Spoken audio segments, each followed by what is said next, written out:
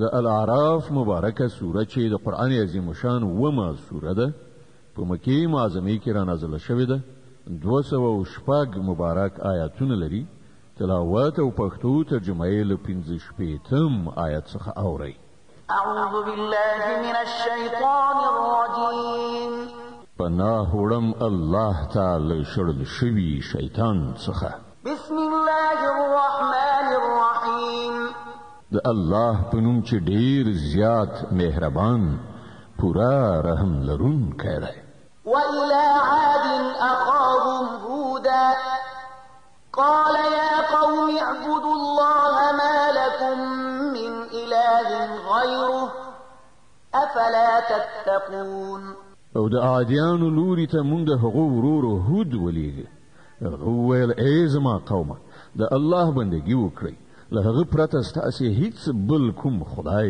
نشته نو آیا نه ویریږئ قال الملأ الذين كفروا من قومه إنا لنراك في سفاهة وإنا لنظنك من الكاذبين د هغه د قوم مشرانو چې د هغه د خبرې له منلو څخه انکار کاوه په جواب کې وویل مونږ خو تا په ناپوهۍ کې اخته ګڼو او زمونږ دا ګمان دی چې ته دروغجن یې قال يا قوم ليس بي سفاهة ولكني رسول من رب العالمين أبلغكم رسالات ربي وأنا لكم ناصح أمين هغه وویل ای زما قومه زه په ناپوهۍ کې اخته نه یم بلکې زه د رب العالمین پیغمبر یم تاسو ته د خپل رب پیغامونه رسوم او ستاسې خواخوږی یم چې ډاډینه ورباندې کیدی شي أوعجبتم أن جاءكم ذكر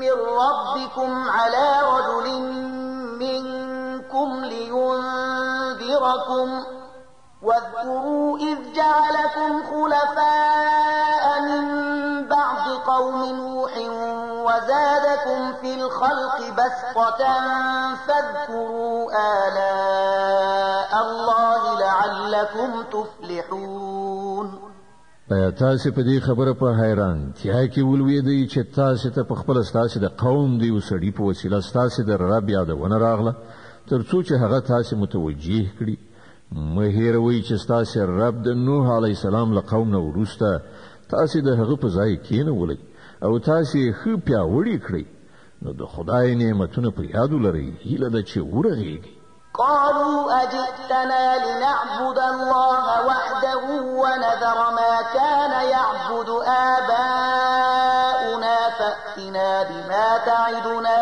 إن كنت من الصادقين وی جواب ورکړ آیا ته د دې لپاره مونږ ته راغلی چې مونږ یوازې د الله عبادت وکړو او هغه پرېږدو چې زمونږ پلرونو نیکونو د هغو عبادت کړی دی خنو راوله هغه عذاب چې ته مونږ ته د هغه اخطار راکوي که ته رښتینی یې قال قد وقع عليكم من ربكم رجس وغضب أتجادلونني في أسماء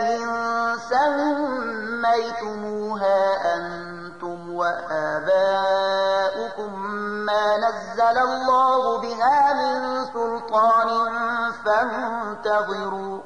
فانتظروا إني معكم من المنتظرين هغه ویل ستاسو د رب نفرین در باندې پریوت او د هغه غضب در باندې وغورځید آیا تاسو له ما سره په هغو نومونو شخړې کوئ چې تاسو او ستاسو پلرونو او نیکونو یې دي چې د هغو لپاره الله کوم سند نه دی نازل کړی ښه نو تاسو هم منتظر اوسئ او زه به هم له تاسو سره انتظار کوم فأنجيناه والذين معه برحمة منا وقطعنا دابر الذين كذبوا بآياتنا وما كانوا مؤمنين په پای کې مونږ په خپل مهرباني سره هود علی السلام او د هغه ملګری وژغورل او د هغو خلکو بیخ مو ویستو چې زموږ آیاتونه دروغ ګڼلي او نو ایمان راوړونکي وإلى ثمود أخاهم صالحا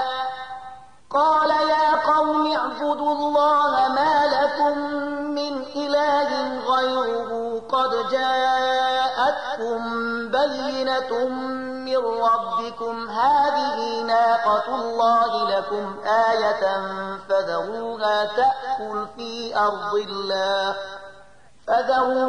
تأكل في أرض الله ولا تمسوها بسوء فيأخذكم عذاب أليم. او سمودیانو ته موږ د هغو ورور صالح ولید.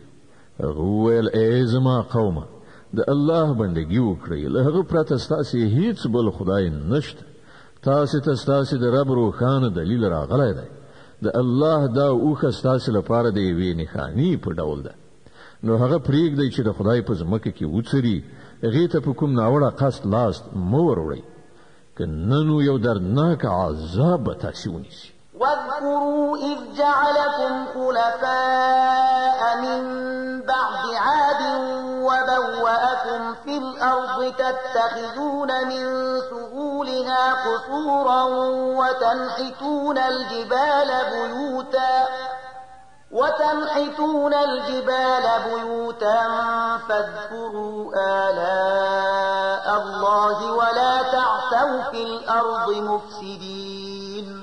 هغه وخت در په زړه کړئ چې کله الله د عاد له قوم نه وروسته تاسې د هغوی په ځای کېنولئ او تاسې ته یې په ځمکه کې دا مقام در په برخه کړ چې نن تاسې د هغې په هوارو میدانونو کې لوړې ماڼۍ جوړوئ او د هغې غرونه د کورونو په شکل توږئ. نو د هغه له نعمتونو څخه غافل کېږئ مه او په ځمکه کې فساد مه راوړئ. قال الملأ الذين استكبروا من قومه للذين استضعفوا لمن آمن منهم أتعلمون أن صالحا مرسل من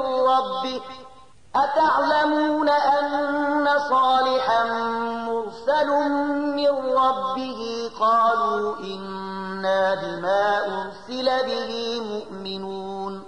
د هغه د قوم هغو مشرانو چې تکبر غوړه کړی وو، د ټیټې طبقې هغو خلکو ته چې ایمان راوړی وو، ویل تاسې په رښتیا سره په دې پوهیږئ چې صالح د خپل رب پیغمبر دی؟ هغوی ځواب ورکړ په دې کې شک نشته، له کوم پیغام سره چې هغه لیږل شوی دی موږ هغه منو. قال الذين استكبروا إنا بالذي آمنتم به كافرون.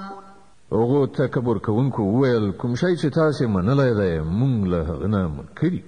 فعقروا الناقة وعتوا عن أمر ربهم وقالوا يا صالح ائتنا بما تعدنا إن كنت من المرسلين. بیا هغوی اوښه وژله او له پوره سرغړونې سره یې د خپل رب له امر څخه مخالفت وکړ او صالح ته وویل چې راوله هغه عذاب چې ته موږ ته د هغه اخطار راکوي که ته په رښتیا سره له پیغمبرانو څخه یې. فأخذتهم الرجفة فأصبحوا في دارهم جاثمين فتولى عنهم وقال يا قوم لقد أبلغتكم رسالة ربي ونصحت لكم ولكن لا تحبون الناصحين. په پای کې یو لړزونکي آفت هغوی ونیول او هغوی په خپلو کورونو کې پړ مخې نسکور پراته پاتې شول. او صالح علیه السلام دا ویل د هغو له کلو څخه وو چې ای زما قومه ما د خپل رب پیغام تاسې ته ورسو او ما ستاسې ډیره خواخوږي وکړه، خو زه څه وکړم چې تاسې خپل خواخوږي نه خوښوئ. ولوطا إذ قال لقومه أتأتون الفاحشة ما سبقكم بها من أحد من العالمين. او لوط موږ د پیغمبر په حیث ولیږي. نو په یاد لره چې کله هغه خپل قوم ته وویل آیا تاسې داسې بې حیا شوي یاست چې هغه شرمناک کار کوئ چې له تاسې نه مخکې په نړۍ کې هیڅ چا نه دی کړی؟ إنكم لتأتون الرجال شهوة من دون النساء بل أنتم قوم مسرفون. تاسې ښځې پرېږدئ له نارینه‌وو سره خپله غریزه مړوئ. حقیقت دا دی چې تاسې بیخي له حده تېرېدونکي خلک یئ. وما كان جواب قومه إلا أن قالوا أخرجوهم من قريتكم إنهم أناس يتطهرون. خو د هغه د قوم جواب لدی پرته نو چې د خلک یعنی لوط او د هغه پیروان له خپل کلینو وباسي دوی ډیر ځان پاکونکي خلک دي. فأنجيناه وأهله إلا امرأته كانت من الغابرين.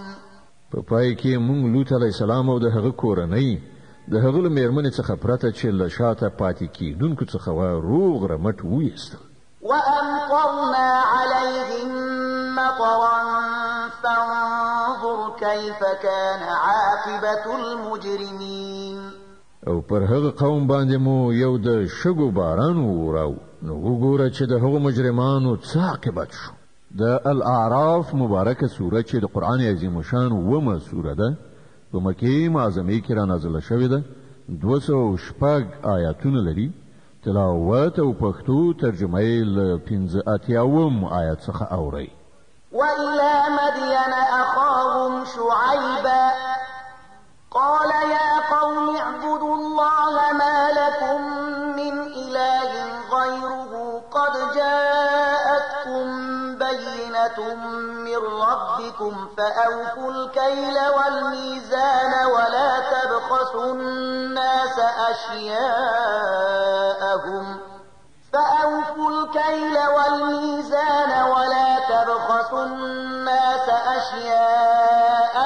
ولا تفسدوا في الأرض بعد إصلاحها ذلكم خير لكم إن كنتم مؤمنين.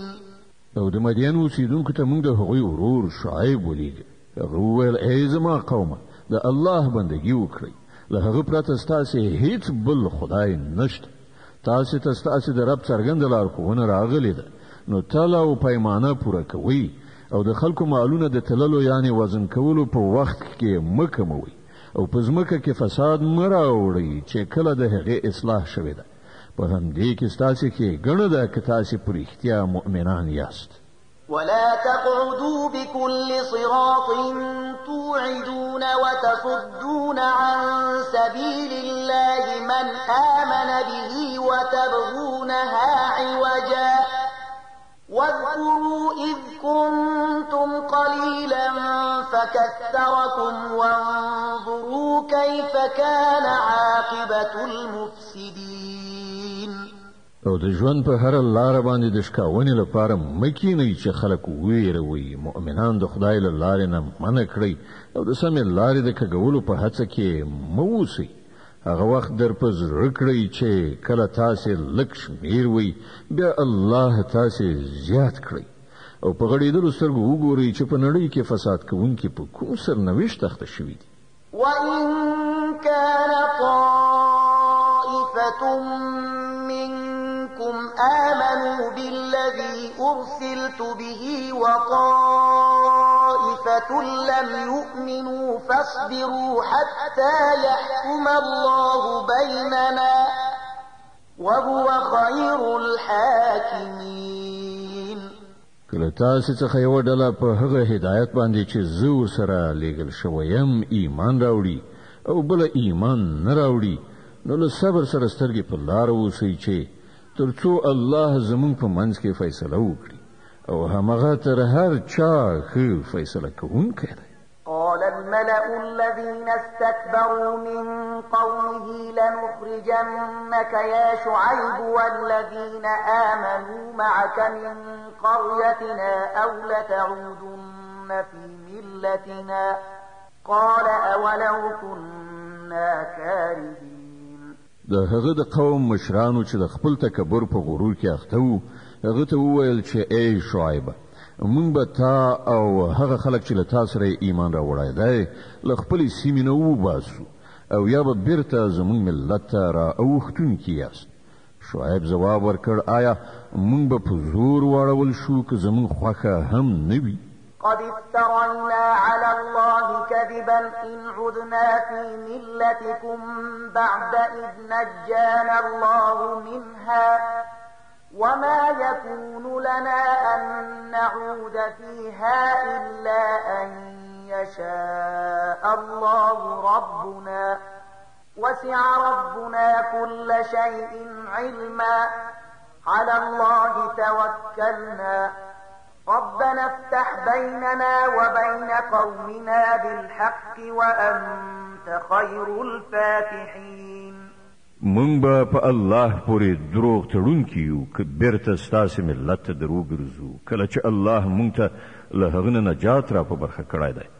زمونږ لپاره خو هغه لوري ته ورګرځېدل اوس په هیڅ ډول امکان نه لري مګر دا چې زمونږ د رب الله همداسې خوښه شي. زمونږ د رب علم په هر څه پراخ چارپیر دی. پر همغه باندې مونږ اعتماد کړی دی.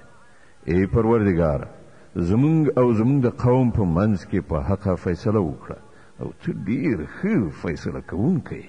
وقال الملأ الذين كفروا من قومه لئن اتبعتم شعيبا إنكم إذا لخاسرون. د هغه د قوم مشرانو چې د هغه د خبرې له منلو څخه یې انکار کړی وو په خپلو کې سره وویل که تاسې د شعیب پیروي قبوله کړه نو تباه به شئ. فأخذتهم الرجفة فأصبحوا في دارهم جاثمين. خو داسې پیښه شوه چې یو لړزونکي آفت یعنې زلزلې هغوی ونیول نو په خپلو کورونو کې په زنګنو ناست مړه پاتې شول. الذين كذبوا شعيبا كأن لم يغنوا فيها الذين كذبوا شعيبا كانوا هم الخاسرين. کوم خلکو چې شعیب دروغجن وګاڼه هغوی داسې له منځه لاړل چې ته به وایې هېڅکله په هغو کورونو کې نه وو اوسېدلي. هماغه د شعیب دروغ ګڼونکي په پای کې تباه شو. فتولى عنهم وقال يا قوم لقد أبلغتكم رسالات ربي ونصحت لكم فكيف آسى على قوم كافرين. او شعیب علیه السلام په دې وینا کولو سره د هغو له سیمې څخه ووت چې ای زما قومه ما د خپل رب پیغامونه تاسې ته ورسول او له تاسې سره د خواخوږۍ حق مې ادا کړ. اوس څنګه پر هغه قوم باندې افسوس وکړم چې د حق له منلو څخه انکار کوي. وما أرسلنا في قرية من نبي إلا أخذنا أهلها بالبأساء والضراء لعلهم يضرعون. هېڅکله داسې نه ده شوې چې مونږ کومې سیمې ته پیغمبر لیږلی وي او د هغې سیمې خلک مو مخکې په تنګلاسۍ او کړاوونو کې نه وي اخته کړي په دې تدبیر چې ښایي هغوی په زارویو شي. ثم بدلنا مكان السيئة الحسنة حتى عفوا وقالوا قد مس آباءنا الضراء والسراء فأخذناهم بغتة وهم لا يشعرون.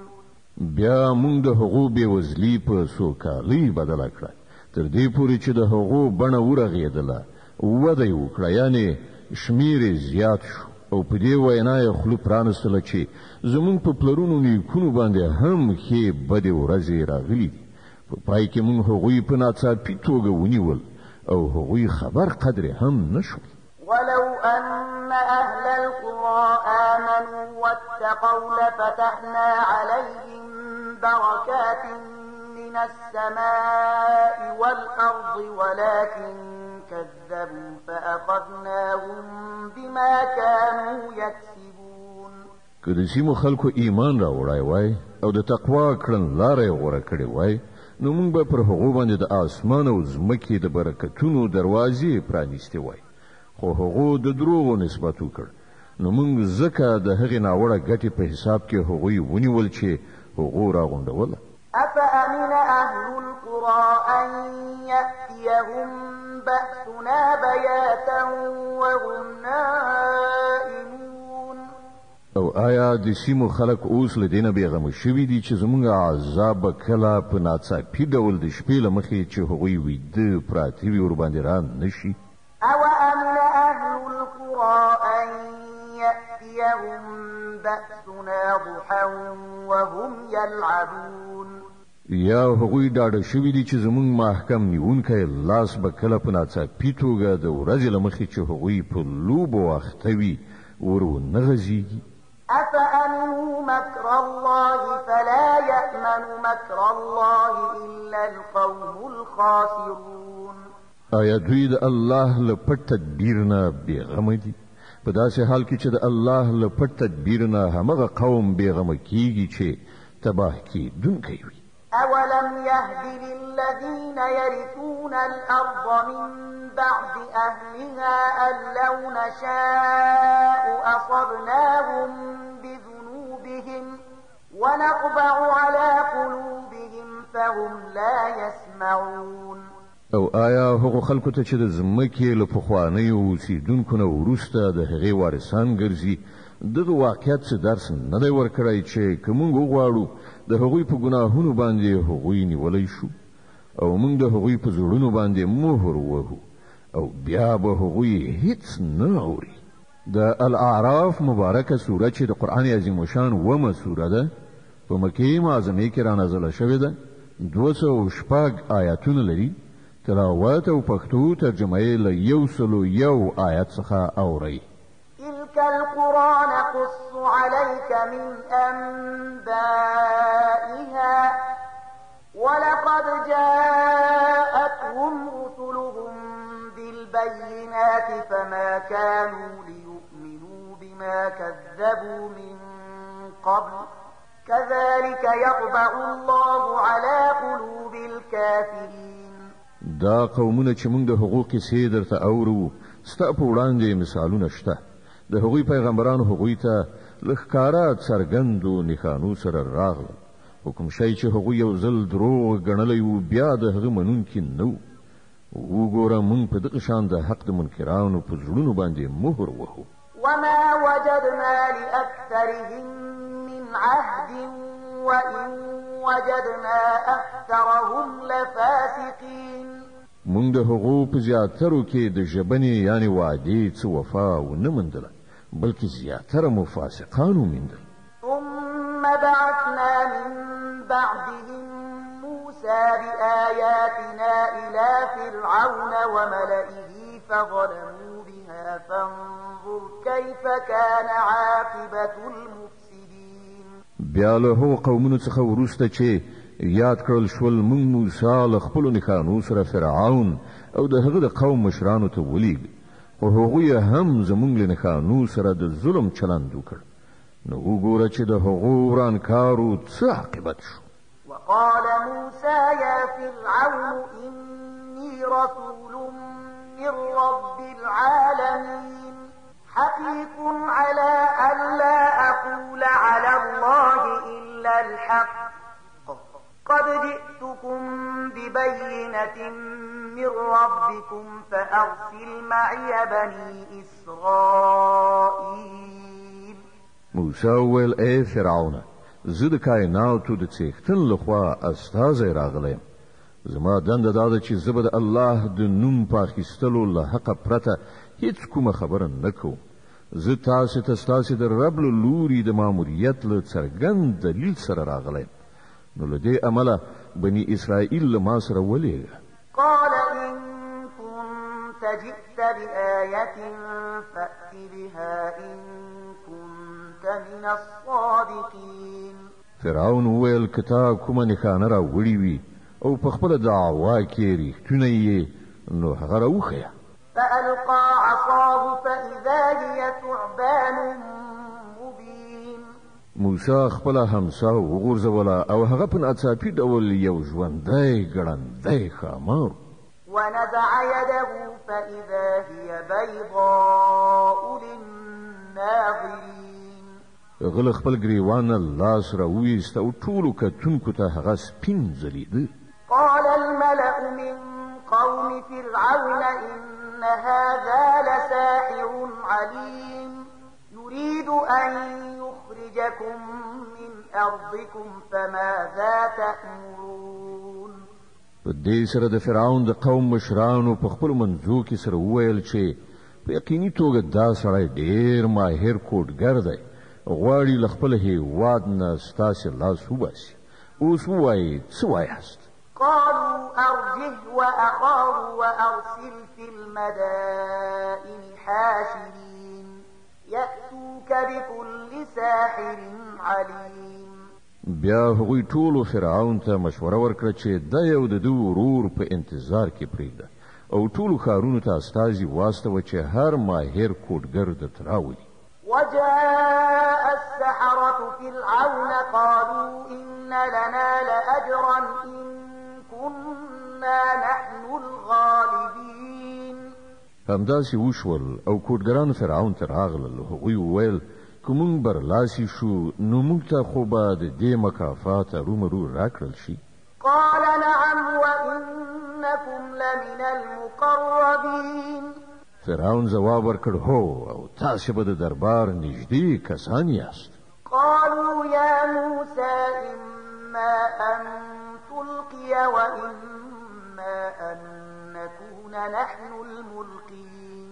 بیا هغوی موسی ته وویل تی غورځوي که مونږ یې وغورځو.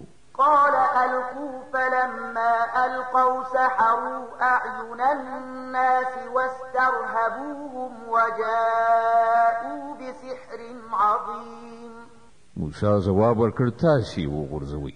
هغوی چې د خپلو منترونو په ویلو وغورځولې نو سترګې مسحورې او زړونه یې په ویره کې واچول او ډېرې غټې کوډې وکړې. وأوحينا إلى موسى أن ألق عصاك فإذا هي تلقف ما يأفكون. موږ موسی ته اشاره وکړه چې خپله همسا وغورځوه. څنګه چې وغورځوله په همغه شېبه کې هغې د هغوی هغه د دروغو طلسم په ستوني کې تېراوه. فوقع الحق وبطل ما كانوا يعملون. په دې ډول څه چې حق و هغه حق ثابت شو او څه چې هغوی جوړ کړي و هغه باطل شو. فغلبوا هنالك وانقلبوا صاغرين. فرعون او د هغه ملګري د مقابلې په ډګر کې مغلوب شول او د برلاس کېدو په ځای په معکوس ډول خورا سپک شول.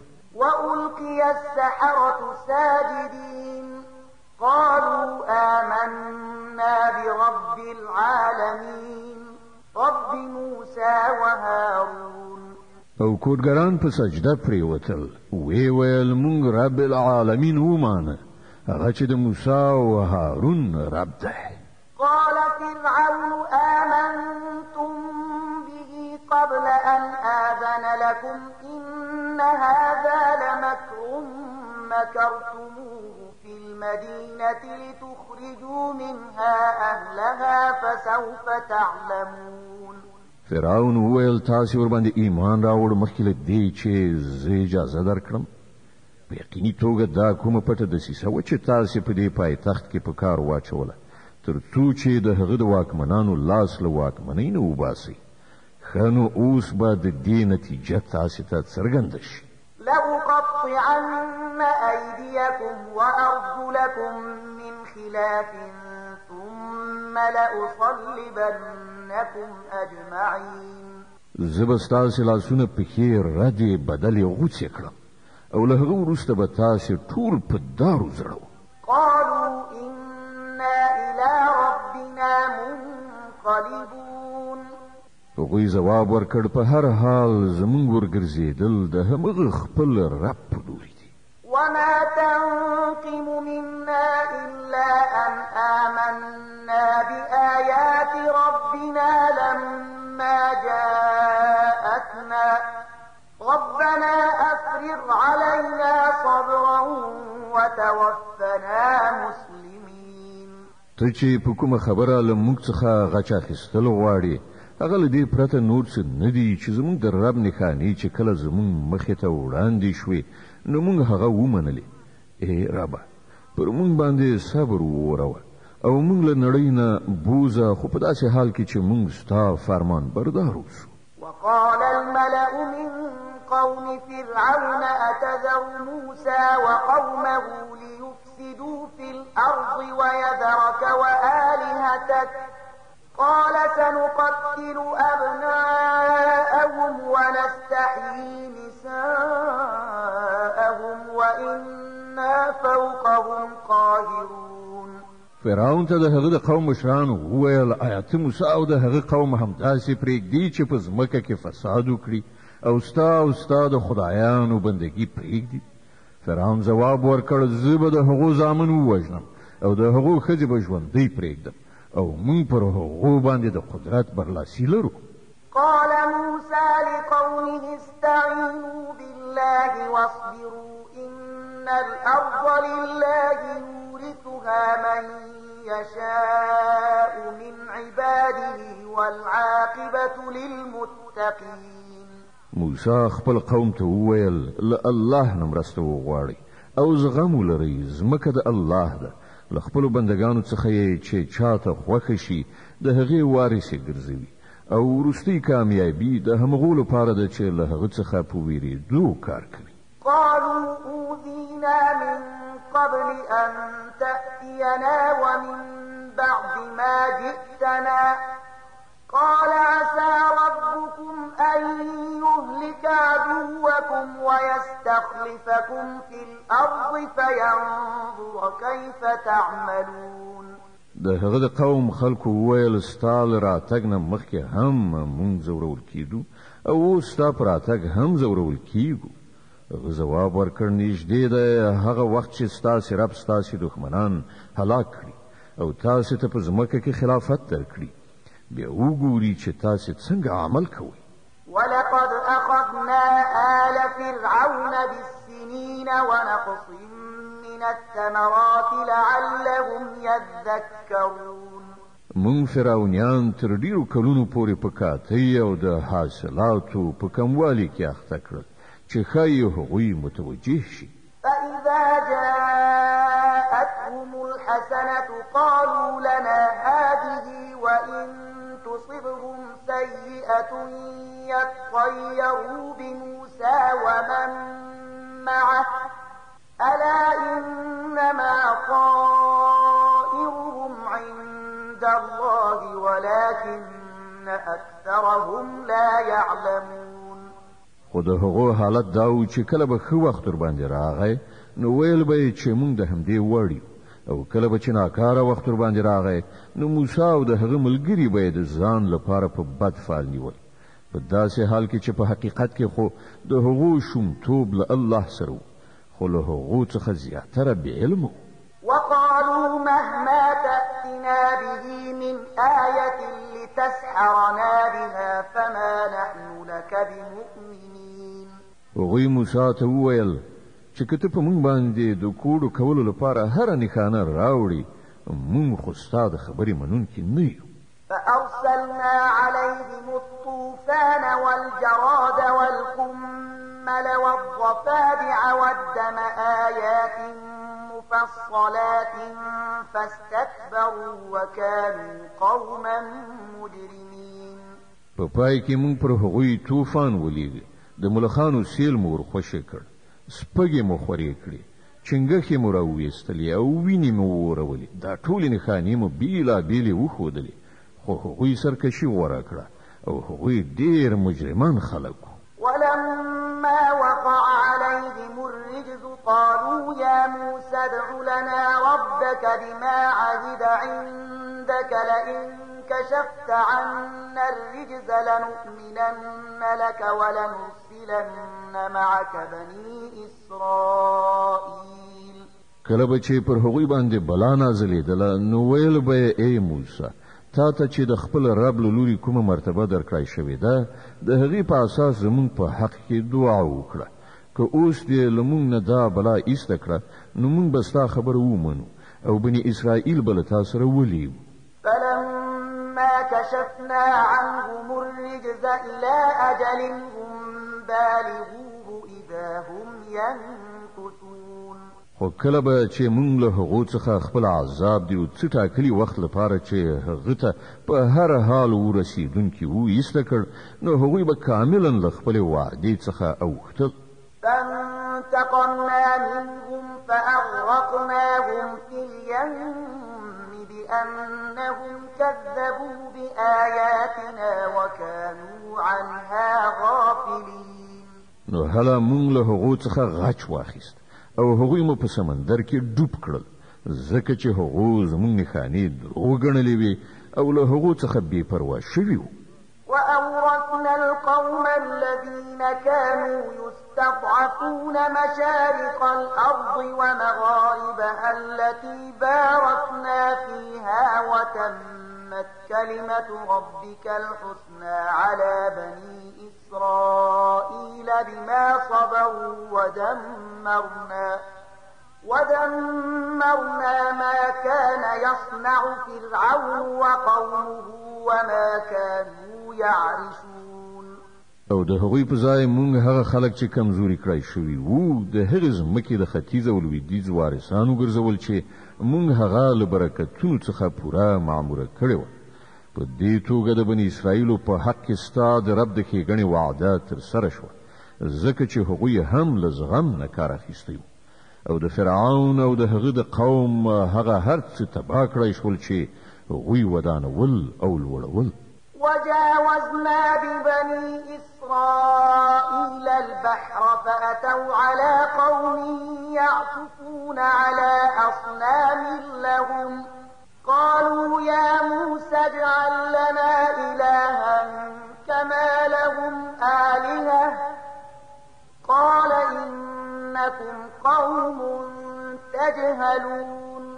مونږ بني اسرائیل سمندر نه پورې استل، بیا هغوی لاړل او په لاره کې په یو داسې قوم باندې تیر شول چې د خپلو څو بوتانو په مینه کې نښتي وو. وی ویل ای موسی زمونږ لپاره هم دغسې معبود جوړ کړه لکه چې د دې خلکو معبودان دي. موسی وویل تاسې داسې قوم یې چې نه پوهیږئ. إن هؤلاء متبر ما هم فيه وباطل ما كانوا يعملون. دا خلک چې د کومې کړنلارې پیروي کوي هغه خو تباه کیدونکې ده او کوم عمل چې هغوی سرته رسوي هغه سر تر پایه باطل دی. قال أغير الله أبغيكم إلها وهو فضلكم على العالمين. ورپسې موسی علیه السلام زیاته کړه آیا زه ستاسې لپاره له الله نه پرته کوم بل معبود ولټوم په داسې حال کې چې هماغه الله دی چې تاسې ته یې د ټولې نړۍ پر قومونو باندې فضیلت در بخلی دی. وإذ أنجيناكم من آل فرعون يسومونكم سوء العذاب يقتلون أبناءكم ويستحيون نساءكم وفي ذلكم بلاء من ربكم عظيم. او الله فرمایي هغه وخت یاد کړئ چې کله موږ له فرعونیانو نه تاسې ته نجات درکړ چې هغوی تاسې سخت عذابولی، ستاسې زامن یې وژل او ستاسې لوڼې ژوندۍ پرېښودلې او په دې کې ستاسې د رب له لوري پر تاسې لویه ازموینه وه. وواعدنا موسى 30 ليلة وأتممناها ب10 فتم ميقات ربه 40 ليلة. وقال موسى لأخيه هارون اخلفني في قومي وأصلح ولا تتبع سبيل المفسدين. موږ موسی علیه السلام د 10 شپو ورځو لپاره د سینا غره ته غوښتی او وروسته مو 10 ورځې نورې زیاتې کړې. په دې ترتیب د هغه د رب ټاکلې موده پوره 40 ورځې شوه. موسی علیه السلام د تلو په وخت کې خپل ورور هارون ته وویل له ما څخه وروسته ته زما په قوم کې زما قایم مقام اوسه او د اصلاح فعالیت کوه او د ورانکارو په لاره مه ځه. ولما جاء موسى لميقاتنا وكلمه ربه قال رب أرني أنظر إليك قال لن تراني ولكن انظر إلى الجبل فإن استقر مكانه فسوف تراني. فلما تجلى ربه للجبل جعله دكا وخر موسى صعقا. فلما أفاق قال سبحانك تبت إليك وأنا أول المؤمنين. کله چې هغه زمون په ټاکلې نیټه را ورسید او د هغه رب له هغه سره خبرې وکړې نو هغه هیله وکړه چې ای پروردګار ما ته د لیدو چانس راکړه چې زه تا وګورم. الله وفرمایل ته ما نشې لیدلی، هو لږ شان د غره لوري ته وګوره، که هغه په خپل ځای ولاړ پاتې شو نو البته ته ما لیدلی شي. نو کله چې د هغه رب په غره باندې د دیدار وړانګې وغورځولې نو هغه یې میده میده کړ او موسی علیه السلام بیوخه پریوت. کله چې په سد شو نو وی ویل پاک دی ستا ذات، زه ستا په دربار کې توبه باسم او تر ټولو مخکې ایمان راوړونکی زه یم. قال يا موسى إني اصطفيتك على الناس برسالاتي وبكلامي فخذ ما آتيتك وكن من الشاكرين. الله وفرمایل ای موسی ما ته د خپل پیغمبري او له ما سره د خبرې کولو په سبب په ټولو خلکو غوره کړی، نو څه چې زه درکړم هغه واخله او شکر ادا کړه. وكتبنا له في الألواح من كل شيء موعظة وتفصيلا لكل شيء فخذها بقوة وأمر قومك يأخذوا بأحسنها سأريكم دار الفاسقين. لهغه وروسته مونږ موسی علیه السلام ته د ژوند د هرې څانګې په باب نصیحت او د هر اړخ په باب هدایت پر تختو باندې لیکلی ورکړ او هغه ته مو وویل دا هدایت په خپلو محکمو لاسونو واخله او خپل قوم ته امر وکړه چې د دې د غوره مفاهیمو پیروي وکړي. ژر به زه تاسو ته د فاسقانو کور در وښیم. سأصرف عن آياتي الذين يتكبرون في الأرض بغير الحق وإن يروا كل آية لا يؤمنوا بها وإن يروا سبيل الرشد لا يتخذوه سبيلا وإن يروا سبيل الرشد لا يتخذوه سبيلا وإن يروا سبيل الغي يتخذوه سبيلا ذلك بأنهم كذبوا بآياتنا وكانوا عنها غافلين. زبل خپلو نښانو څخه د هغو خلکو سترګې واړوم چې په ناحقه په ځمکه کې تکبر کوي. هغوی که هره نښانه وګوري هېڅکله به پرې ایمان را نه وړي. که سمه لاره یې په مخه ورشي نو هغه به غوره نه کړي او که کږه لاره یې تر سترګو شي نو په هغې باندې به وخوځي، ځکه چې هغوی زموږ نښانې دروغ وګڼلې او له هغو څخه یې بې پروایي وکړه. والذين كذبوا بآياتنا ولقاء الآخرة حبطت أعمالهم هل يجزون إلا ما كانوا يعملون. زموږ نښانې چې چا دروغ وګڼلې او د آخرت له راتګ نه انکار وکړ د هغه ټول کړه وړه به بې ځایه یعنې ضایع شول. آیا خلک به له دې پرته بل څه بدله وموندلی شي چې څه وکړي هغه به وریبي؟ واتخذ قوم موسى من بعده من حليهم عجلا جسدا له خوار ألم يروا أنه لا يكلمهم ولا يهديهم سبيلا اتخذوه وكانوا ظالمين. موسی علیه السلام نه وروسته د هغه قوم له خپلو ګاڼو څخه د یو خوسکي بت جوړ کړ چې له هغه څخه د غوایي غوندې رمباړه وتله. آیا هغو نه کتل چې نور سره هغه خوسکی خبرې کوي نه په کومه چاره کې ورته لارښوونه کوي؟ خو سره له دې هم هغه معبود یو او هغوی سخت ظالمان. ولما سقط في أيديهم ورأوا أنهم قد ضلوا قالوا لئن لم يرحمنا ربنا ويغفر لنا لنكونن من الخاسرين. بیا کله چې د هغوی د غولیدنې طلسم مات شو او هغوی ولیدل چې په حقیقت کې هغوی ګمراه شوي دي نو وی ویل چې که زمونږ رب پر مونږ باندې رحم ونه کړي او مونږ ته بخښنه ونه کړي نو مونږ به تباه شو.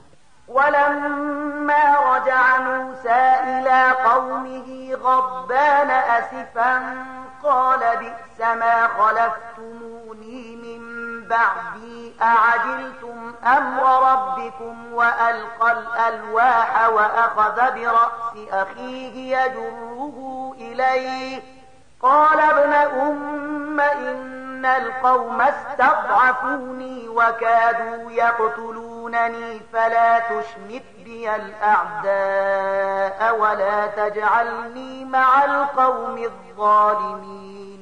له هغې خوا موسی له غوسې او اندېښنې ډک خپل قوم ته ستون شو. له راتلو سره سم هغه وویل تاسې له ما وروسته ډېره ناوړه قایم مقامي وکړه. ایا ستاسې دومره صبر رانغی چې د خپل رب د حکم انتظار مو کړی وای؟ او تختې یې وغورځولې او د خپل ورور هارون د سر ویښتان یې ونیول خپلې خواته یې راښکود. هارون وویل ای زما د مور زویه دې خلکو پر ما فشار راوړ او نږدې و چې زه یې وژلی وای، نو دښمنان په ما مه خوشحاله کوه او له دې ظالمې ډلې سره ما مه یوځای کوه. قال رب اغفر لي ولأخي وأدخلنا في رحمتك وأنت أرحم الراحمين. بیا موسی علیه السلام وویل ای ربه ما او زما ورور ته بخښنه وکړه او مونږ په خپل رحمت کې داخل کړه، ته تر ټولو لوی رحیم یې. إن الذين اتخذوا العجل سينالهم غضب من ربهم وذلة في الحياة الدنيا وكذلك نجزي المفترين. په جواب کې وویل شول چې کوم خلکو چې خوسکی معبود نیولی هغوی به ارومرو د خپل رب په غضب اخته شي او د دنیا په ژوندانه کې به له رسوایي سره مخامخ وي. دروغ تړونکو ته موږ هم دغه راز سزا ورکوو. والذين عملوا السيئات ثم تابوا من بعدها وآمنوا إن ربك من بعدها لغفور رحيم. او کوم خلک چې بدې چارې سرته رسوي بیا توبه وباسي او ایمان راوړي نو په یقیني توګه له دې توبې او ایمان نه وروسته ستا رب بخونکی او رحم کوونکی دی. ولما سكت عن موسى الغضب أخذ الألواح وفي نسختها هدى ورحمة للذين هم لربهم يرهبون. بیا کله چې د موسی علیه السلام غصه سړه شوه نو هغه تختې راواخیستله چې د هغو په لیکنه کې لارښوونه او رحمت و د هغو خلکو لپاره چې له خپل رب څخه ویریږي. واختار موسى قومه 70 رجلا لميقاتنا فلما أخذتهم الرجفة قال رب لو شئت أهلكتهم من قبل وإياي أتهلكنا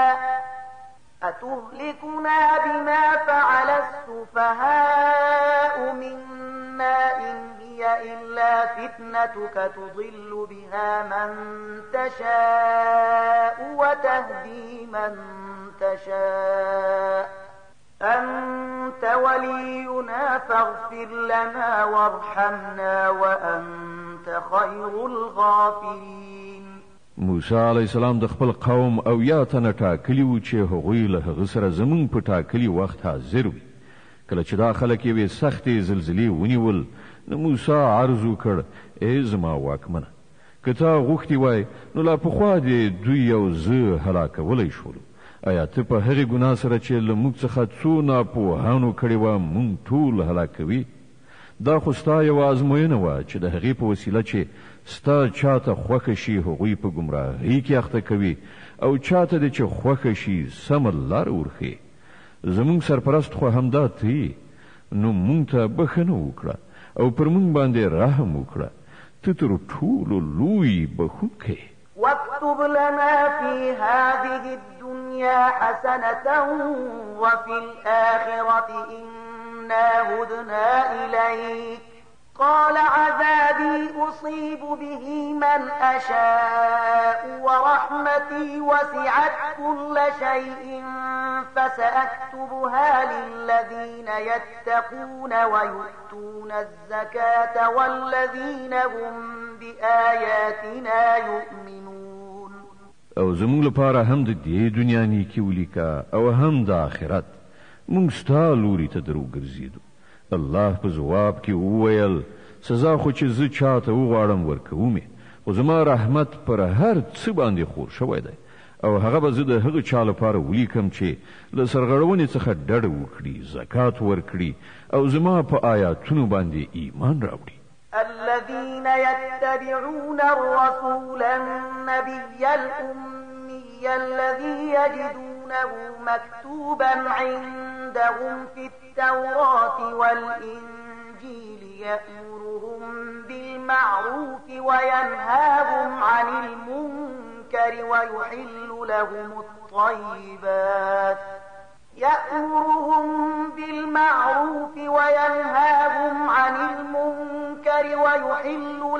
الطيبات ويحرم عليهم الخبائث ويضع عنهم إصرهم والأغلال التي كانت عليهم فالذين آمنوا به وعزروه ونصروه واتبعوا النور الذي أنزل معه أولئك هم المفلحون. نو نن دا رحمت د هغه چا په برخه دی چې د دې بني اومي پیغمبر پیروي غوره کړي، چې د هغه یادونه هغوی خپل مخې ته په تورات او انجیل کې لیکلي مومي. هغه دوی ته د نیکۍ حکم ورکوي، له بدۍ نه یې منع کوي، د دوی لپاره پاک شیان حلال او ناپاکه شیان حراموي، او د دوی څخه هغه پیټی کوزوي چې پر دوی باندې دروند شوی، او هغه بندیزونه ماتوي چې په هغه کې دوی کلک تړل شوي. نو کوم کسان چې په ده باندې ایمان راوړي او د ده ملاتړ او مرسته وکړي او د هغې روښنایۍ پیروي غوره کړي چې له ده سره نازله شوې ده، همغوی بری میندونکي دي. قل يا أيها الناس إني رسول الله إليكم جميعا الذي له ملك السماوات والأرض لا إله إلا هو يحيي ويميت فآمنوا بالله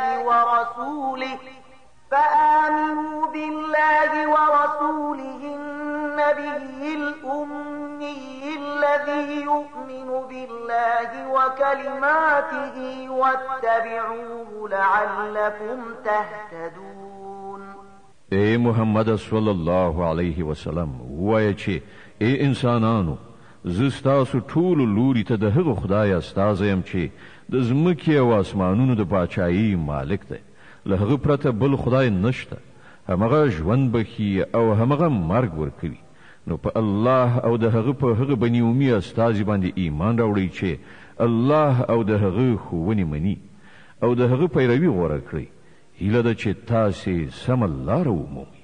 ومن قوم موسى أمة يهدون بالحق وبه يعدلون وقطعناهم 12 أسباطا أمما وأوحينا إلى موسى إذ استسقاه قومه أن اضرب بعصاك الحجر فانبجست منه 12 عينا قد علم كل أناس مشربهم وظللنا عليهم الغمام وأنزلنا عليهم المن والسلوى كلوا من طيبات ما رزقناكم وما ظلمونا ولكن كانوا أنفسهم يظلمون. د موسی په قوم کې وډاله هم و چې له حق سره سمه ښوونه یې کوله او له حق سره سمې عدالت کو، او موږ دا قوم په 12 کورنیو ویشلی، هغوی ته مو د ځانګړو ډلو بڼه ورکړې وه. او کله چې له موسی نه د هغه قوم اوبه وغوښتلې، نو موږ هغه ته اشاره وکړه چې په فلانۍ تیږه باندې خپله همسا ووهه. نو بیا له هغې تیږې نه په ناڅاپي ډول 12 چینې راوخوټېدلې او هرې ډلې د خپلو اوبو اخیستلو ځای وټاکه. موږ پر هغوی باندې وریځ سیوری کړ او پر هغوی باندې مو من او سلوا نازل کړل. هغه پاک شیان خورئ چې موږ تاسې ته در په برخه کړي دي، خو له هغه وروسته چې هغوی څه کړي دي نو پر موږ باندې ظلم نه دی کړی، بلکې پر خپلو ځانونو باندې ظلم وکړ. وَإِذْ قِيلَ لهم اسكنوا هذه القرية وكلوا منها حيث شئتم وقولوا حطة وادخلوا الباب سجدا نغفر لكم خطيئاتكم سنزيد المحسنين. هغه وخت در پزړه کړه چې کله هغو ته ویل شوي و چې په دې سیمه کې د اوسېدو لپاره ورشي او د هغې له حاصلاتو نه چې څنګه مو خوښه وي روزي په لاس راوړئ او ووایي ای خدایه زموږ ګناوې راوبخه ورشئ او د ښار په دروازو کې سجده کوونکي ننوځئ موږ به ستاسې له خطاو څخه در تیر شو او د ښه چلند په غوره کوونکو به خپله پیرزوینه لا پسې زیاته کړو. فبدل الذين ظلموا منهم قولا غير الذي قيل لهم فأرسلنا عليهم رجزا من السماء بما كانوا يظلمون. خود هغو تیری کوونکو کسانو هغه خبره چې هغو ته ویل شوې وه بدله کړه او نتیجه دا شوه چې موږ د هغو د ظلم په مجازات کې پر هغو باندې له آسمانه عذاب ولیږه. واسألهم عن القرية التي كانت حاضرة البحر إذ يعدون في السبت إذ تأتيهم حيتانهم يوم سبتهم شرعا ويوم لا يسبتون لا تأتيهم كذلك نبلوهم بما كانوا يفسقون. او لکشان له دوی نه د هغې سیمې د حال پوښتنه هم وکړه چې د سمندر په غاړه پرته وه. دوی ته هغه ماجرا ور په زړه کړه چې د هغه ځای خلکو د سبت یعنې شنبې د ورځې له الهي احکامو نه سرغړونه کوله او دا چې کبان د همدې سبت یعنې شنبې په ورځ سر ته پراختلو د هغوی مخې ته راتلل او له سبت یعنې شنبې نه پرته په نورو ورځو کې نه راتلل. دا د دې لپاره کېدل چې موږ د هغوی د سرغړونو له امله هغوی په ازمویښت کې اچول. وإذ قالت أمة منهم لم تعظون قوما الله مهلكهم أو معذبهم عذابا شديدا قالوا معذرة إلى ربكم ولعلهم يتقون. او هغوی ته دا هم ور په زړه کړه چې کله د هغوی یوې ډلې بلې ډلې ته ویلي و چې تاسې داسې خلکو ته ولې نصیحت کوئ چې الله د هغوی هلاکوونکی یا ورته د سختې سزا ورکوونکی دی. نو هغوی ځواب ورکړی و چې موږ دا هر څه ستاسې د رب حضور ته د خپل معذرت وړاندې کولو لپاره کوو او په دې هیله یې کوو چې ښایي دا خلک د هغه له نافرمانۍ څخه په ډډه شي. فلما نسوا ما ذكروا به أنجينا الذين ينهون عن السوء وأخذنا الذين ظلموا بعذاب بئيس بما كانوا يفسقون. په پای کې چې کله هغوی هغه ښوونې بیخي هېرې کړې چې هغو ته ورزده کړی شوي وي نو موږ هغه خلک وژغورل چې له بدۍ نه یې منع کوله او نور پاتې ټول خلک چې ظالمان وو د هغو د نافرمانیو له امله مو په سخت عذاب سره ونیول. فلما عتوا عما نهوا عنه قلنا لهم كونوا قردة خاسئين. بیا کله چې هغوی په پوره سرکشۍ سره همغه چارې پرلپسې سرته ورسولې چې هغوی ورڅخه منع کړی شوي وو نو موږ وویل چې بیزوګانې شئ ذلیل او رسوا. وإذ تأذن ربك ليبعثن عليهم إلى يوم القيامة من يسومهم سوء العذاب إن ربك لسريع العقاب وإنه لغفور رحيم. او یاد کړه هغه وخت چې ستا رب اعلان وکړ چې هغه به تر قیامته پورې پرلپسې داسې خلک پر بني اسرائیلو مسلط کړي چې هغوی په ډیره بده توګه تعذیبوي. په رښتیا چې ستا رب په سزا ورکولو کې چټک دی او په یقیني توګه هغه له تېرېدنې او رحم څخه هم کار اخیستونکی دی. وقطعناهم في الأرض أمما منهم الصالحون ومنهم دون ذلك وبلوناهم بالحسنات والسيئات لعلهم يرجعون. مونږ هغوی په ځمکه کې ټوټې ټوټې کړل، په ډیرو قومونو باندې مو ویشل. ځینې خلک په هغو کې نیکانو او ځینې له هغو نه بل شان، او مونږ هغوی په ښو او بدو حالاتو سره په ازمویښت کې واچول چې ګوندې دوی بیرته راوګرځي. فخلف من بعدهم خلف ورثوا الكتاب يأخذون عرض هذا الأدنى ويقولون سيغفر لنا وإن يأتهم عرض مثله يأخذوه ألم يؤخذ عليهم ميثاق الكتاب ألا يقولوا على الله إلا الحق ودرسوا ما فيه والدار الآخرة خير للذين يتقون أفلا تعقلون. بیا د مخکنیو نسلونو نه وروسته داسې ناکاره خلکو د هغوی ځای ونیو چې د الهي کتاب وارثان شول. د همدې دنیا بیا ارزښته ګټې راغونډوي او وایي چې هیله ده چې موږ وبخل شو، او که بیا همغه دنیوي ګټه په مخه ورشي بیا یې په منډه رااخلي. آیا له دوی څخه د کتاب وعده نه ده اخیستل شوې چې د الله په نوم دې همغه خبره وکړي چې حق وي، او دوی په خپله هغه څه لوستي دي چې په کتاب کې لیکلي دي. د آخرت استوګنځی خو یوازې له خدایه ویریدونکو کسانو لپاره ډېر غوره دی. آیا دوی نه پوهیږي؟ والذين يمسكون بالكتاب وأقاموا الصلاة إنا لا نضيع أجر المصلحين.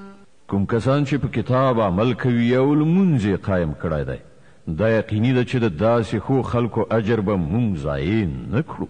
وإذ نتقنا الجبل فوقهم كأنه ظلة وظنوا أنه واقع بهم خذوا ما آتيناكم بقوة واذكروا ما فيه لعلكم تتقون. دوی ته هغه وخت هم څه په یاد دی چې موږ غر راپورته کړی، پر دوی باندې مو داسې خور کړی و چې تا به ویل هغه چترۍ ده، او دوی ګمان کوو چې هغه به پر دوی باندې راوغورځي. او په هغه وخت کې مونږ دوی ته ویلي و چې کوم کتاب چې مونږ تاسې ته درکوو هغه کلک ونیسئ، او څه چې په هغه کې لیکلي دي هغه زده کړئ. هیله ده چې تاسې له انحراف نه وژغورل شئ. وإذ أخذ ربك من بني آدم من ظهورهم ذريتهم وأشهدهم على أنفسهم ألست بربكم قالوا بلى شهدنا أن تقولوا يوم القيامة إنا كنا عن هذا غافلين أو تقولوا إنما أشرك آباؤنا من قبل وكنا ذرية من بعدهم أفتهلكنا بما فعل المبطلون. او اے پیغمبره، خلکو ته هغه وخت ورپه زړه کړه چې ستا رب د بني آدمانو له شاګانو څخه د هغوی زوزات راویستلی و، او هغوی په خپله په هغوی باندې شاهدان ګرځولي و، او پوښتنه یې ورڅخه کړې وه آیا زه ستاسې خدای نه یم؟ هغوی وویل ارومرو همدا ته زموږ رب یې، موږ په دې باندې شاهدي ووایو. دا موږ د دې لپاره وکړل چې چېرته تاسې د قیامت په ورځ دا ونه وایئ چې موږ خو له دې خبرې ناخبره وو، یا دا ونه وایئ چې شرک خو زموږ پلار نیکه له موږ نه مخکې پیل کړی او موږ وروسته د هغو له زوزات څخه پیدا شو. نو آیا ته موږ په هغه قصور نیسې چې منحرفو خلکو کړی و؟ وكذلك نفصل الآيات ولعلهم يرجعون. ګوره په دې توګه موږ نښانې په څرګنده توګه وړاندې کوو، او د دې لپاره یې وړاندې کوو چې دا خلک راواوړي. د الاعراف مبارکه سوره چې په مکې معظمې کې رانازله شوې ده 206 مبارک آیاتونه لري. تلاوت او پښتو ترجمه یې له 115 آیت څخه اوري. واتل عليهم نبأ الذي آتيناه آياتنا فانسلخ منها فأتبعه الشيطان فكان من الغاوين. او اے محمد صلی الله علیه وسلم، دوی ته د هغه چا حال بیان کړه چې هغه ته موږ د خپل آیاتونو علم ورکړی خو هغه د هغو له عملي کولو څخه ووت په پای کې شیطان ورپسې شو تر دې پورې چې هغه له لارو ورکو څخه شو. ولو شئنا لرفعناه بها ولكنه أخلد إلى الأرض واتبع هواه فمثله كمثل الكلب إن تحمل عليه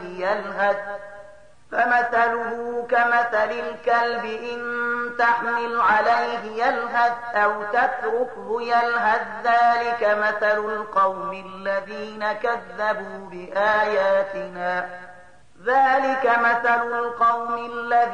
كذبوا بآياتنا فاقصص القصص لعلهم يتفكرون.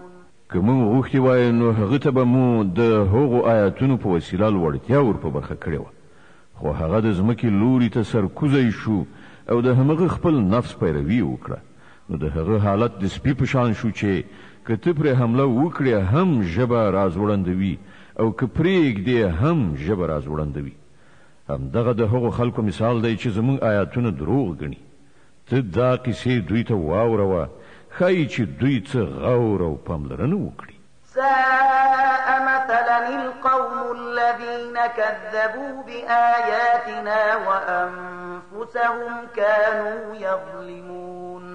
د داسې خلکو ډېر زیات ناوړه مثال دی چې هغوی زموږ آیاتونه دروغ وګڼل او هغوی خپله پر خپل ځان ظلم کوي. من يهد الله فهو المهتدي ومن يضلل فأولئك هم الخاسرون. چاته چې الله هدایت ور په برخه کړي یوازې همغه سم لار مومي او څوک چې الله له خپلې لارښوونې څخه محروم کړ همغوی ناکام او نامراده پاتې کیږي. ولقد ذرأنا لجهنم كثيرا من الجن والإنس لهم قلوب لا يفقهون بها ولهم أعين لا يبصرون بها ولهم آذان لا يسمعون بها أولئك كالأنعام بل هم أضل أولئك هم الغافلون. او دا حقیقت دی چې زیاتره پیریان او انسانان داسې دي چې هغوی مو د دوزخ لپاره پیدا کړي دي. د هغوی زړونه شته خو هغوی ورباندې فکر نه کوي. د هغوی سترګې شته خو څه ورباندې نه ویني. د هغوی غوږونه شته خو څه پرې نه اوري. هغوی د څارویو په شان دي بلکې له هغو نه هم لا پسې تیر. دا هغه خلک دي چې په غفلت کې لویدلي. ولله الأسماء الحسنى فادعوه بها وذروا الذين يلحدون في أسمائه سيجزون ما كانوا يعملون. الله د غوره نومونو مستحق دی. هغه په همغه غوره نومونو سره وبلی او هغه خلک پرېږدي چې د هغه د نوم په ایښودلو کې له رښتینولۍ نه منحرف کیږي څه چې هغوی سرته رسوي د هغه بدله به ومومي. وممن خلقنا أمة يهدون بالحق وبه يعدلون. زمون په مخلوق کې یوه ډله داسې هم وه چې بیخي له حق سره سمه لارښوونه او له حق سره سم عدالت کوي. والذين كذبوا بآياتنا سنستدرجهم من حيث لا يعلمون وأملي لهم إن كيدي متين. پاتې شول هغه خلک چې زمونږ آیاتونه دروغ ګڼلي دي نو هغوی به مونږ په تدریجي ډول په داسې شان له تباهۍ سره مخامخ کړو چې هغوی خبر قدر هم نه وي. زه هغو ته مهلت ورکوم. زما پټ تدبیر هیڅ ماتېدونکی نه دی. أولم يتفكروا ما بصاحبهم من جنة إن هو إلا نذير مبين. او آیا دې خلکو هیڅکله فکر نه دی کړی د دوی په ملګري کې د لیونتوب هیڅ نښه نشته. هغه خو یو خبرونکی دی چې له بد عاقبت سره له مخامخ کېدو نه مخکې په ښکاره څرګنده اخطار ورکوي. أولم ينظروا في ملكوت السماوات والأرض وما خلق الله من شيء وأن عسى أن يكون قد اقترب أجلهم فبأي حديث بعده يؤمنون من يضلل الله فلا هادي له ويذرهم في طغيانهم يعمهون. آیا دې خلکو د اسمان او ځمکې په انتظام باندې هیڅ کله غور نه دی کړی او د خدای له هستونو څخه هیڅ شی هم په غړېدلو سترګو نه دی لیدلی؟ او آیا هغوی په دې هم فکر نه دی کړی چې ښایي د ژوند د دې مهلت د پوره کېدو وخت رانږدې شوی وي؟ ښه نو د پیغمبر له دې اخطار نه وروسته بله څه ډول خبره داسې کېدی شي چې پر هغې باندې دوی ایمان راوړي؟ څوک چې الله له لارښوونې نه بې برخې کړ د هغه لپاره بل هیڅوک لارښود نشته او الله دوی د دوی په همدې سرکشۍ کې لالهند پرېږدي. يسألونك عن الساعة أيان مرساها قل إنما علمها عند ربي لا يجليها لوقتها إلا هو ثقلت في السماوات والأرض لا تأتيكم إلا بغتة يسألونك كأنك حفي عنها قل إنما علمها عند الله ولكن أكثر الناس لا يعلمون. دوی له تا څخه پوښتنه کوي چې هغه د قیامت ساعت به څه وخت نازلیږي. ووایه د هغه معلومات زما رب ته دی، هغه به په خپل وخت همغه راڅرګند کړي. په آسمانونو او ځمکه کې به هغه سخت وخت وي، هغه به پر تاسې باندې ناڅاپي راشي. دوی د هغه په باب له تاسې څخه په داسې شان پوښتنه کوي لکه چې ته د هغه په پلټنه کې بوخت یې. ووایه د هغه معلومات خو یوازې الله ته دی، خو زیاتره خلک له دې حقیقت نه ناخبره دي. قل لا أملك لنفسي نفعا ولا ضرا إلا ما شاء الله ولو كنت أعلم الغيب لاستكثرت من الخير وما مسني السوء إن أنا إلا نذير وبشير لقوم يؤمنون. اے محمد دوی ته ووایه چې زه د خپل ځان لپاره د څه ګټې او زیان واک نه لرم. همغه الله چې څه غواړي هغه کیږي، او که زه په غیب عالم وای نو ما به ډېرې ګټې ځان ته اړولې وي او ما ته به هیڅکله څه زیان نه و رسېدلی. زه خو صرف یو خبرونکی او زیری کوونکی یم د هغو خلکو لپاره چې زما خبره مني. هو الذي خلقكم من نفس واحدة وجعل منها زوجها ليسكن إليها فلما تغشاها حملت حملا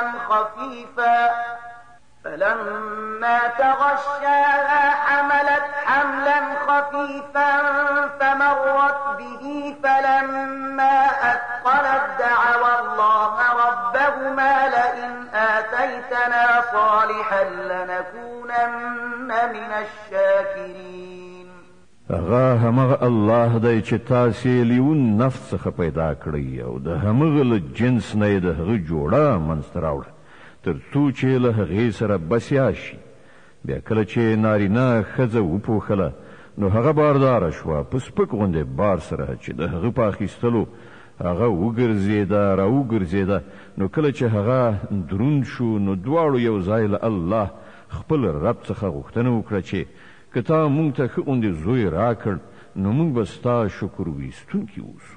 فلما آتاهما صالحا جعلا له شركاء فيما آتاهما فتعالى الله عما يشركون. خو کله چې الله هغوی ته یو صحیح روغ رمټ زوی ورکړ نو هغو د هغه په دې بخشش او پیرزوینه کې نور له هغه سره شریک وانګیرل. الله له هغو مشرکانه خبرو څخه ډیر لوړ او پورته دی چې دا خلک یې کوي. أيشركون ما لا يخلق شيئا وهم يخلقون. څومره ناپوه دي دا خلک چې هغه له خدای سره شریکوي چې هیڅ شی هم نه پیدا کوي بلکې په خپله پیدا کول کیږي. ولا يستطيعون لهم نصرا ولا أنفسهم ينصرون. دا شریکان نه له هغو سره مرسته کولی شي او نه له خپل ځان سره د مرستې وس لري. وإن تدعوهم إلى الهدى لا يتبعوكم سواء عليكم أدعوتموهم أم أنتم صامتون. که تاسې هغوی ته د سمې لارې په لور د راتګ بلنه ورکړئ نو هغوی به په تاسې پسې رانشي. که تاسې هغوی ته غږ وکړئ او که چوپ اوسئ په دواړو صورتونو کې ستاسې لپاره همدا یو شان دي. إن الذين تدعون من دون الله عباد أمثالكم فادعوهم فليستجيبوا لكم إن كنتم صادقين. تاسې چې له خدایه پرته کومو ته بلنه ورکوئ هغوی خو صرف بندگان دي لکه څنګه چې تاسې بندگان یاست. له هغو نه دعاګانې وغواړئ وګورئ دوی د ستاسې د دعاګانو ځواب درکړي که د دوی په باب ستاسې انګېرنې صحیح وي. ألهم أرجل يمشون بها أم لهم أيدي يبطشون بها أم لهم أعين يبصرون بها أم لهم آذان يسمعون بها قل ادعوا شركاءكم ثم كيدون فلا تنظرون. آیا دوی پښې لري چې ور باندې لاړ شي؟ آیا دوی لاسونه لري چې په هغو سره ونیسي؟ آیا دوی سترګې لري چې په هغو سره وویني؟ آیا دوی غوږونه لري چې په هغو سره واوري؟ ای محمده دوی ته ووایه چې خپل انګېرلي شریکان راوبلئ بیا تاسې ټول لاس یو کړئ زما پر خلاف دسیسې جوړې کړئ او ما ته هیڅکله مهلت مه راکوئ. إن وليي الله الذي نزل الكتاب وهو يتولى الصالحين. زما ملاتړ او مرستندوی هغه خدای دی چې هغه دا کتاب نازل کړی دی او هغه د ښو خلکو ملاتړ کوي. والذين تدعون من دونه لا يستطيعون نصركم ولا أنفسهم ينصرون. د دې په خلاف چې له خدایه پرته کومو ته بلنه ورکوي هغوی نه له تاسې سره مرسته کولی شي او نه د دې وړ دي چې له خپل ځان سره مرسته وکړي. وإن تدعوهم إلى الهدى لا يسمعوا وتراهم ينظرون إليك وهم لا يبصرون. او که ته ای پیغمبره هغوی هدایت را وبولې نو نه اوري او ته یې وینې چې درته ګوري خو دوی څه نه ویني. خذ العفو وأمر بالعرف وأعرض عن الجاهلين. ای پیغمبره د نرمۍ او تېرېدنې لاره غوره کړه د ښو چارو ښوونکی اوسه او له ناپوهانو څخه مخ واړوه. وإما ينزغنك من الشيطان نزغ فاستعذ بالله إنه سميع عليم. که کله د شیطان ولمسوي نو د الله پناه وغواړه هغه د هر څه اورېدونکی او په هر څه پوهېدونکی دی. إن الذين اتقوا إذا مسهم طائف من الشيطان تذكروا فإذا هم مبصرون وإخوانهم يمدونهم في الغي ثم لا يقصرون. په حقیقت کې چې څوک پرهیزګاران دي د هغوی حال دا وي چې که کله د شیطان له اغېزې نه ناوړه مفکوره ورسره پیدا کیږي نو سم د لاسه متوجه کیږي او بیا هغوی په څرګنده توګه ویني چې د هغو لپاره سمه کړنلاره کومه یوه ده. وإذا لم تأتهم بآية قالوا لولا اجتبيتها قل إنما أتبع ما يوحى إلي من ربي هذا بصائر من ربكم وهدى ورحمة لقوم يؤمنون. پاتې شول د شیطانانو ورونه، نو هغوی په خپله کږه لاره راکاږي او د هغوی په منحرف کولو کې هیڅ کمی نه کوي.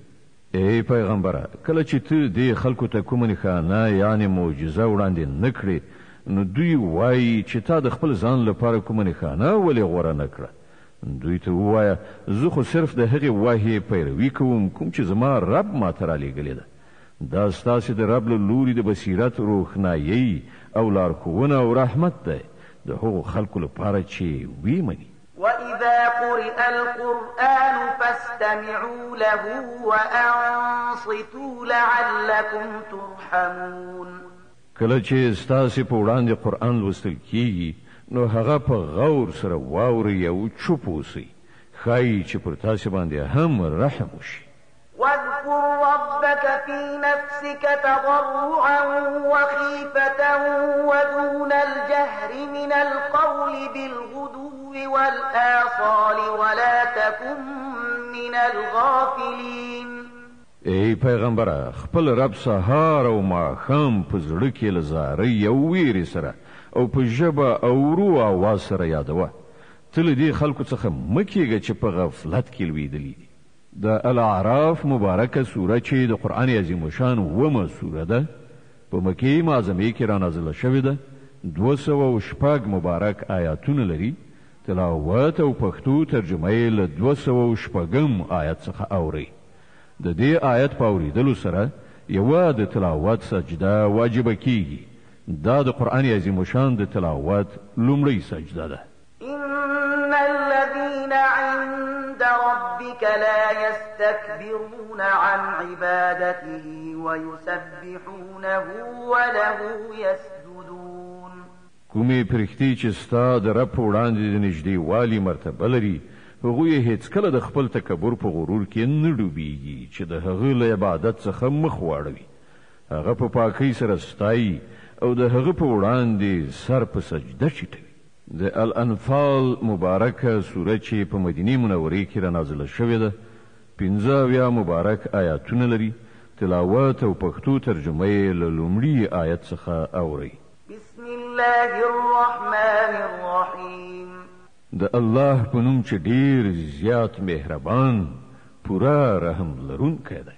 يسألونك عن الأنفال قل الأنفال لله والرسول فاتقوا الله وأصلحوا ذات بينكم وأطيعوا الله ورسوله إن كنتم مؤمنين.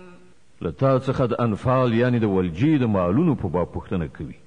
وایا د انفال یعنی د ولجې مالونه خو د الله او د هغه د پیغمبر دي، نو تاسو له الله څخه وویریږئ او خپل منځي اړیکې سمې کړئ او د الله او د هغه د پیغمبر اطاعت وکړئ که تاسو مؤمنان یاست.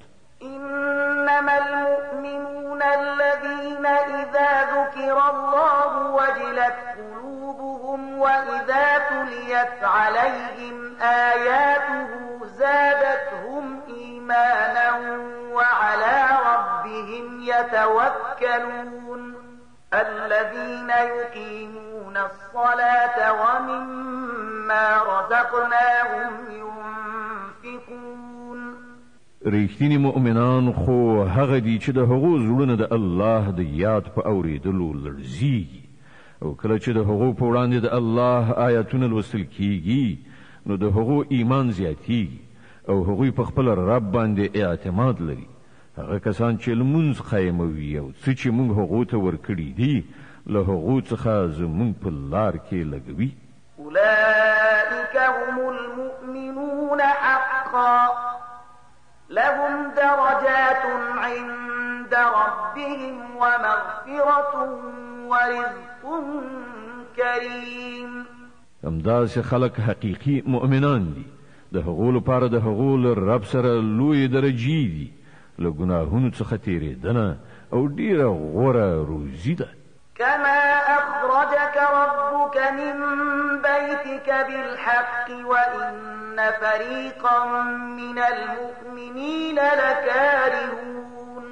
يجادلونك في الحق بعدما تبين كأنما يساقون إلى الموت الموت وهم ينظرون. د دې ولجې د مالونو په باب همغسې صورت رامنځته کیږي لکه څنګه چې په هغه وخت کې رامنځته شوی و چې کله ستا رب ته له حق سره له خپله کوره ویستلی وي او له مؤمنانو څخه د یوې ډلې لپاره دا ډیره بده برېښېدله. هغوی د دې حق په باب له تا سره په جګړه و په داسې حال کې چې هغه په ډاګه څرګنده ښکاره شوی و. د هغو حال دا و چې تا به ویل د سترګو لیدلي مرګ لوري ته وروستل کیږي. وَإِذْ يَعِدُكُمُ اللَّهُ إِحْدَى الطَّائِفَتَيْنِ أَنَّهَا لَكُمْ وَتَوَدُّونَ أَنَّ غَيْرَ ذَاتِ الشَّوْكَةِ تَكُونُ لَكُمْ وَيُرِيدُ اللَّهُ أَن يُحِقَّ الْحَقَّ بِكَلِمَاتِهِ وَيَقْطَعَ دَابِرَ الْكَافِرِينَ لِيُحِقَّ الْحَقَّ وَيُبْطِلَ الْبَاطِلَ وَلَوْ كَرِهَ الْمُجْرِمُونَ. یاد کړئ هغه وخت چې الله له تاسې سره وعده کوله چې له دوو ډلو څخه به یوه تاسې ته په لاس درشي. تاسې غوښتل چې کمزورې ډلې دې په لاس درشي، خو د الله اراده دا وه چې په خپلو لارښوونو سره حق ثابت وښي او د کافرانو بیخ وباسي تر څو چې حق ثابت شي او باطل پاتې شي. که دا د مجرمانو لپاره څومره ناکاره بریښي هم. إذ تستغيثون ربكم فاستجاب لكم أني ممدكم بألف من الملائكة مردفين.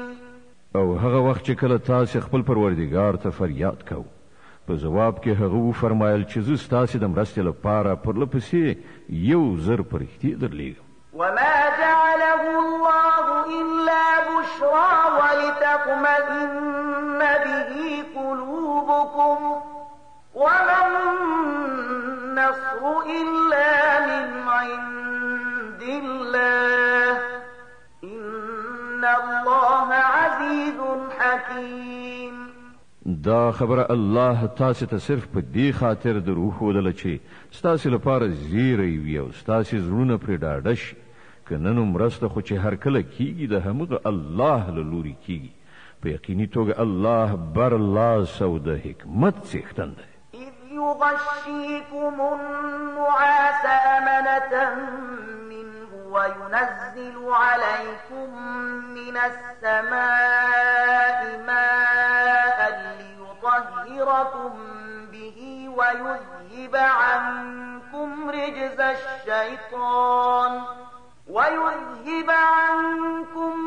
الشيطان وليربط على قلوبكم ويثبت به الأقدام. او هغه وخت چې کله الله له خپل لوري نه د پریشانی په بڼه کې پر تاسې باندې د ډاډین او نو ویریدو کیفیت خوراو او له اسمانه پر تاسې باندې اوبه ورولې تر څو چې تاسې پاک کړي او له تاسې څخه د شیطان وسوسه ایسته کړي او ستاسې همت پیاوړی کړي او د هغه په وسیله ستاسې قدمونه ټینګ کړي. إذ يوحي ربك إلى الملائكة أني معكم فثبتوا الذين آمنوا سألقي في قلوب الذين كفروا الرعب فاضربوا فوق الأعناق واضربوا منهم كل بنان. او هغه وخت چې کله ستا عرب پرښتو ته وحی وکړه چې زه له تاسې سره یم د مؤمنانو قدمونه ثابت کړئ، زه به همدا اوس د کافرانو په زړونو کې ویره واچوم، نو تاسې د هغو پر غاړو باندې ګزار وکړئ او بند یې ووهئ. صدق الله العظيم. الله ستر رښتیا ویونکی دی.